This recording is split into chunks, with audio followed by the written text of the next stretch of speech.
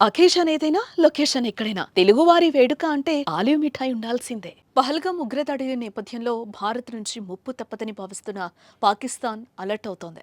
సరిహద్దుల్లో సైన్యాన్ని మోహరించడంతో పాటు సాయం చేయరని మిత్రదేశాలను వేడుకుంటోంది.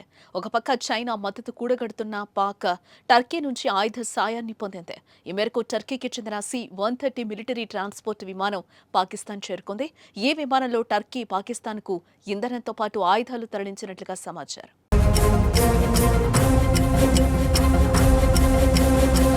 పాక్ టర్కీ మిత్రదేశంగా ఉంది. టర్కీ సెక్యులర్ దేశం అయినప్పటికీ ఇస్లాం ప్రభావం ఎక్కువ.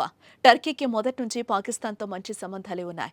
టర్కీ, పాక్ మధ్య చారిత్రక, సాంస్కృతిక, సైనిక సంబంధాలు బలంగా ఉన్నాయి.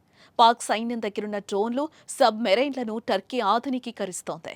2019లో భారత్ ఆర్టికల్ 370ని రద్దు చేసిన నాటి నుంచి ఐక్యరాజ్య సమితిలో ప్రతిసారి కశ్మీర్ వివాదాన్ని లేవనెత్తుతూ పాక్కు అనుకూలంగా తన గళాన్ని విప్పుతోంది.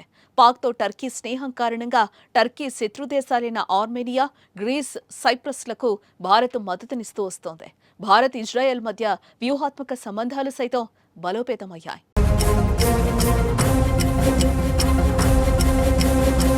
భారత్తో పోల్చుకుంటే పాకిస్తాన్ వద్ద సరైన ఆయుధాలు లేవు. సైనికుల సంఖ్య చాలా తక్కువ. ఇంధనం కొరత వేధిస్తోంది. యుద్ధం వస్తే ఏం జరుగుతుందో తెలుసు. కానీ పడుకున్న సింహాన్ని లేపుతున్నట్టు భారత్ను పాకిస్తాన్ కవ్విస్తూనే ఉంది. మళ్లీ భారత్ దాడి చేస్తుందనే భయంతో సాయం ఇలా మిత్రదేశాలను కోరుతోంది. భారత్కు పాక్తో యుద్ధం చేసి ఆ దేశాన్ని మట్టి కరిపించడం చిటికలో పని.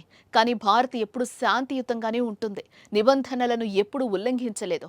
మొదట ప్రత్యర్థి దాడి చేస్తేనే దానికి ప్రతిస్పందించడం తప్ప భారత్ ఎన్నడూ మొదట యుద్ధానికి కాల్దువ్వలేదు.